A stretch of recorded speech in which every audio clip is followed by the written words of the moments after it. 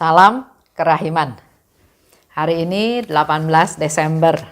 Kita akan baca dari 620, 625, dan 635. Kita mulai ya. Dalam nama Bapa dan Putra dan Roh Kudus. Amin. 620. Pengajarku adalah Maria. Ia selalu mengajar aku bagaimana hidup bagi Allah. Rohku semakin cemerlang berkat kelembutan dan kerendahan hatimu, oh Maria. 625. Pada petang hari ketika aku berdoa, Bunda Allah bertanya, Bunda Allah berkata kepadaku, hidupmu harus seperti hidupku, sunyi dan tersembunyi, tak henti-hentinya bersatu dengan Allah, berdoa bagi umat manusia, dan menyiapkan dunia untuk kedatangan Tuhan yang kedua. 635. Tanggal 25 Maret. Pada pagi hari dalam meditasi, kehadiran Allah melingkupi aku secara istimewa karena aku menyaksikan keagungan Allah yang tiada tara, dan pada saat yang sama kerelaannya turun kepada ciptaannya. Kemudian aku melihat Bunda Allah yang berkata kepadaku, oh, betapa menyenangkan hati Allah, jiwa yang dengan setia mengikuti bisikan-bisikan rahmat-Nya. Aku memberikan juru selamat kepada dunia, dan engkau harus berbicara kepada dunia mengenai kerahimannya yang besar dan mempersiapkan dunia untuk kedatangannya yang kedua. Ia akan datang bukan sebagai juru selamat yang rahim, melainkan sebagai hakim yang adil. Oh, betapa mengerikan hari itu. Sudah ditentukan hari penghakiman, hari kemurkaan ilahi. Para malaikat pun gemetar menghadapinya. Sementara masih ada waktu untuk memberikan kerahiman, berbicaralah kepada jiwa-jiwa tentang kerahiman yang besar ini. Kalau sekarang engkau tinggal diam, pada hari yang mengerikan itu, engkau harus mempertanggungjawabkan keselamatan sejumlah besar jiwa. Jangan takut, setialah sampai akhir. Aku simpati denganmu. Hari ini 3 nomor ya. Dikatakan oleh Suster Faustina, pengajarku adalah Maria. Sama seperti kita sebagai murid, kita mendengarkan apa yang guru bicarakan. Kita dari nggak tahu, belajar dari guru menjadi kita tahu ya sesuatu. Dan di sini dikatakan oleh Suster Faustina, Maria itu pengajarku, Maria itu guruku, Maria itu yang menjadi teladan hidupku. Ia mengajarkan bagaimana hidup bagi Allah. Kita juga bisa belajar dari Suster Faustina, kita bisa belajar dari Bunda Maria bagaimana hidup bagi Allah. Hidup kita persembahkan, prioritaskan, fokuskan untuk Allah. Untuk melaksanakan rencana Allah, untuk melaksanakan firman-firman-Nya, untuk menyenangkan Allah. Jadi yang menjadi fokus kita adalah Allah, ya, menyenangkan Allah, hidup bagi Allah. Rohku semakin cemerlang berkat kelembutan dan kerendahan hatimu. Dengan belajar dari Bunda Maria, kelembutannya, kerendahan hatinya, dikatakan oleh Suster Faustina, rohku semakin cemerlang. Artinya memang kita harus belajar, tidak instan, tidak langsung otomatis ya, tapi melalui kehidupan kita sehari-hari, kita belajar semakin lemah lembut. Kita belajar semakin rendah hati. Dan yang menjadi teladan kita adalah Bunda Maria. Dikatakan lebih lanjut ya, belajar tentang kelembutan dan kerendahan hati dari Bunda Maria. Bagaimana hidup bagi Allah? Apakah saya mau dipakai oleh Allah untuk melaksanakan rencananya? Seperti Bunda Maria katakan, aku ini hamba Tuhan. Sesederhana itu, semurni itu, setulus itu.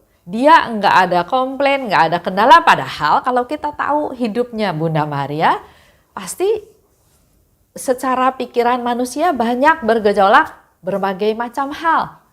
Saya masih muda, saya baru tunangan dengan Yusuf, saya belum menikah, bagaimana saya bisa punya anak? Tapi itu semua enggak menguasai pikirannya dia. Yang menjadi fokus dia adalah bagi Allah. Kalau hidup kita bagi Allah dan Allah memerintahkan, meminta kita sesuatu, seperti yang Bunda Maria katakan, aku ini hamba Tuhan, terjadilah padaku menurut kehendak-Mu. Ada banyak hal ya yang dilakukan juga, kita tahu ceritanya, seperti contohnya waktu Yesus ada di bait Allah. Bunda Maria datang dan dikatakan oleh salah satu peserta di sana, dikatakan, Yesus, ibumu ada di luar, ibumu mencarimu. Yesus dengan sederhana, dengan simpel, dengan gampang dia bilang, siapa ibuku? Sudah jelas pasti tahu ya ibunya adalah Bunda Maria, tapi di sana dia melihat, dia berpikir yang lebih besar untuk menjadi satu konfirmasi juga buat kita semua bahwa yang menjadi ibuku adalah mereka yang melaksanakan kehendak Allah. Nah, apa reaksi Bunda Maria? Dia diam, dia nggak protes, dia nggak marah, dia nggak kecewa, dia diam, dia simpan semuanya dalam hatinya. Nah, ini proses kita belajar lemah lembut, belajar kerendahan hati. Karena dalam hidup kita sehari-hari pasti kita banyak mengalami hal-hal seperti itu. Lanjut ya, 6:25. Petang hari, waktu aku berdoa, Bunda Maria berkata kepada Suster Faustina, hidupmu harus seperti hidupku. Karena di awal Suster Faustina katakan Bunda Maria pengajarku, maka Bunda Maria sebagai pengajar, sebagai guru, dia memberikan nasihat, memberikan masukan kepada muridnya, kepada Suster Faustina, bahwa hidupmu harus seperti hidupku. Hidup yang bagaimana hidup Bunda Maria? Sunyi, tersembunyi, tidak henti-henti bersatu dengan Allah, berdoa bagi manusia, dan menyiapkan dunia untuk kedatangan Tuhan yang kedua. Bunda Maria sudah memberikan masukan-masukan kepada Suster Faustina apa yang harus dilakukan oleh Suster Faustina. Hidupmu harus seperti hidupku. Kita bisa baca dengan jelas ya di 6:25. Lanjut. Kalau bicara tentang menyiapkan dunia, siapa Suster Faustina? Ya, di sana dikatakan oleh Bunda Maria menyiapkan dunia untuk kedatangan Tuhan yang kedua. Kita bayangin ya, Suster Faustina itu ada di biara kecil. Ya mungkin waktu di Krakow biara besar, di Warsawa biara besar ya. Tapi posisi dia itu adalah posisi yang kelompok dua, yang bukan yang posisi-posisi penting. Tugas dia di dapur, tugas dia jaga pintu, tugas dia bekerja di kebun, bekerja di pabrik roti. Jadi nggak banyak ketemu sama orang-orang luar, nggak banyak ketemu dengan orang yang punya posisi tinggi untuk membantu dia menyiapkan dunia yang kedua seperti yang Bunda Maria minta. Skopnya dia betul-betul hanya skop lokal ya, kalau kita bicara skop lokal, skop intern aja, nggak pernah ketemu atau punya akses keluar yang ke dunia luas. Tapi dikatakan menyiapkan dunia, seluruh dunia untuk kedatangan Tuhan yang kedua. Dikatakan oleh Bunda Maria, hidupmu harus seperti hidupku. Dikatakan oleh Bunda Maria bahwa aku yang melahirkan Yesus. Aku yang memelihara dia, membesarkan dia. Itu yang dilakukan oleh Bunda Maria. Ya, kalau kita ikuti step by step dari kehidupan keluarga kudus ini, kita bayangkan Bunda Maria itu masih umur belasan tahun. Belum tahu apa-apa, tidak ada pendampingan dari orang tuanya, tapi karena harus cacah jiwa maka dia pergi bersama dengan Yosef ke tempat asalnya. Pergi, enggak dikatakan bersama dengan orang tuanya, dengan siapa, enggak, dia pergi. belum punya pengalaman sama sekali dalam perjalanan. Kita tahu ya, waktu mengandung ada mual, ada muntah, nggak enak ini, nggak enak itu, sangat tidak nyaman. Itu yang dialami oleh Bunda Maria. Waktu mau melahirkan, cari tempat, nggak ada tempat, bahkan masuk di kandang. Bagaimana nih melahirkan karena belum ada pengalaman kan? Nah, itulah saat-saat di mana Bunda Maria betul-betul bergantung pada Tuhan. Kalau ini rencana Tuhan, kalau ini kehendak Tuhan, kalau ini seizin Tuhan, aku terima.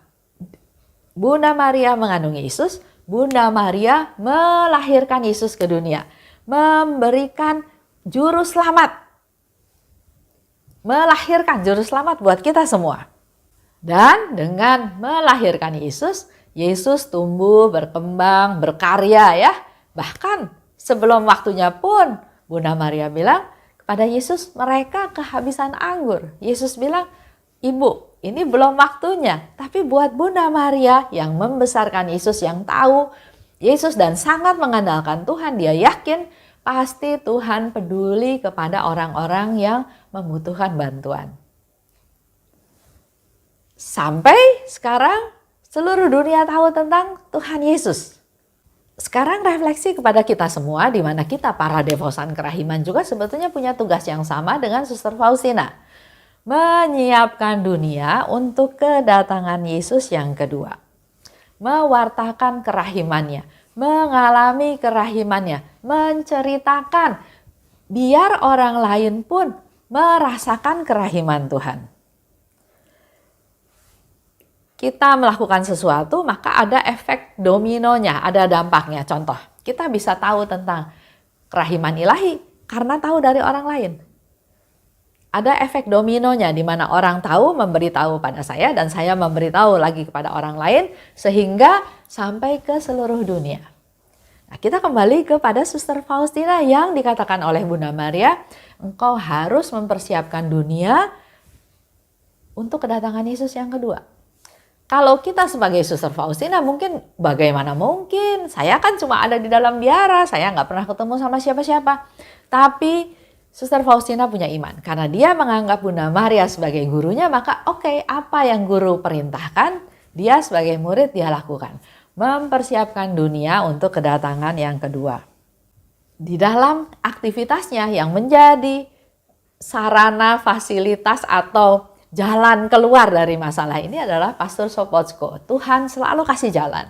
Jadi apa yang dialami oleh Suster Faustina, dia selalu cerita pada Pastor Sopocko yang membuat devosi ini makin dikenal dengan membuat leaflet, dengan berdoa koronka, dengan mempersembahkan misa, dengan khotbah-khotbahnya makin lama makin besar, makin banyak yang tahu. Jadi jangan pernah kita merasa saya nggak bisa apa-apa, skop saya kecil, menolak ya. Tapi kalau itu ditugaskan kepada kita semua, terima seperti Bunda Maria dan lakukan.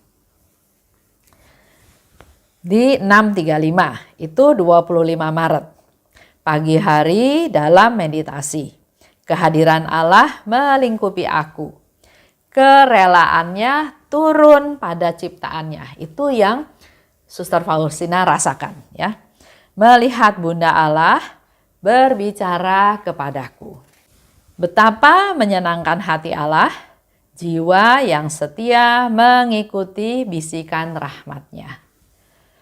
Menyenangkan Allah, hidup bagi Allah ya. Jadi contohnya kita misalnya mendengarkan bisikan dari Allah, ada suara hati nurani untuk berbelas kasih, untuk melakukan sesuatu, untuk berbagi, lakukanlah untuk menyenangkan Allah. Aku memberikan juru selamat kepada dunia ya. Bunda Maria katakan kepada Suster Faustina, dia yang melahirkan Yesus ke dunia. Aku memberikan juru selamat kepada dunia dan engkau punya tugas berbicara kepada dunia tentang kerahimannya. Dan menyiapkan dunia tentang kedatangannya yang kedua. Jadi apa yang dipesankan oleh Bunda Maria kepada Faustina juga ada yang berulang-ulang karena itu penting ya. Mewartakan kerahimannya dan mempersiapkan dunia untuk kedatangan Tuhan yang kedua. Ia akan datang, Yesus akan datang, tapi bukan sebagai juru selamat yang maha rahim, tapi sebagai hakim yang adil. Jadi ada satu momen, ada satu saat di mana kedatangan Yesus yang kedua itu, Yesus sudah bukan lagi sebagai juru selamat yang maha rahim, tapi sebagai hakim yang adil. Nah, sebelum masa ini tiba, sekarang ini masa kerahiman. Sekarang ini masa Tuhan mencurahkan rahmat-Nya yang kita butuhkan. Oleh sebab itu, kitalah yang punya tugas untuk mewartakan kerahiman-Nya sampai ke seluruh dunia. Dikatakan lebih lanjut, sudah ditentukan hari penghakiman, hari kemurkaan ilahi.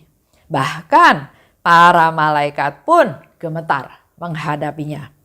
Sementara masih ada waktu untuk kerahiman, berbicaralah tentang kerahiman kepada jiwa-jiwa.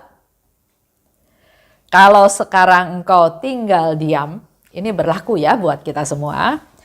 Pada hari yang mengerikan itu, engkau harus mempertanggungjawabkan keselamatan sejumlah besar jiwa. Ada orang-orang di sekitar kita. Tuhan meminta kita peduli kepada mereka.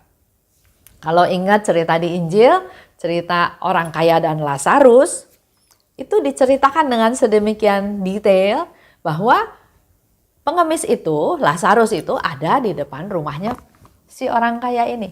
Tapi orang kaya ini enggak peduli, enggak memperhatikan ya. Sehingga kita tahu cerita selanjutnya. Nah, di sini juga dikatakan kita perlu peka kepada orang keadaan sekeliling supaya jangan sampai nanti di akhir hari keselamatan sejumlah besar jiwa itu menjadi tanggung jawab kita. Kalau kita sudah tahu, kita wajib memberitahukan, mewartakan. Bukan harus dengan ngomong-ngomong, dengan cerita, tapi dengan perbuatan. Orang bersalah pada kita, kita ampuni dia. Orang meminta nasihat, kita beri nasihat.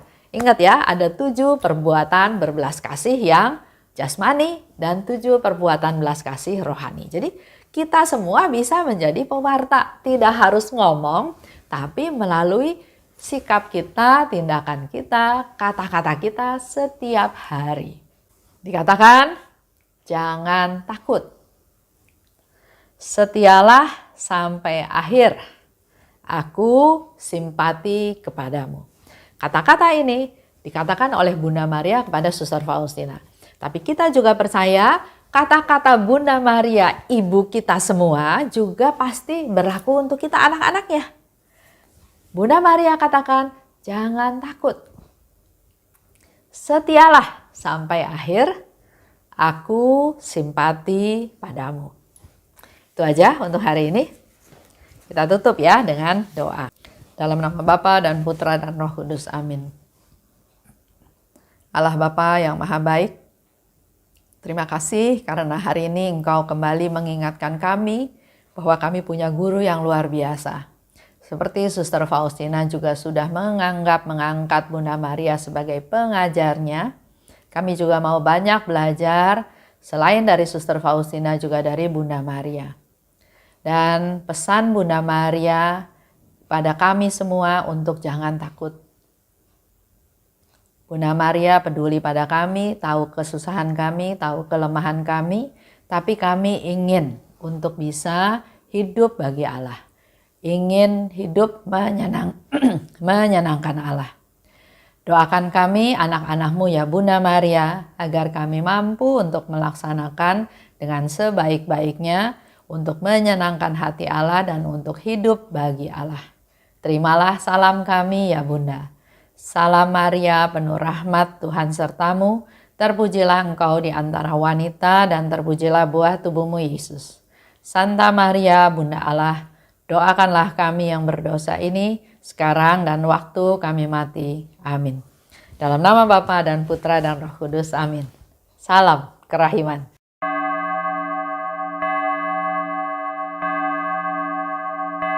Hatiku dipenuhi sukacita.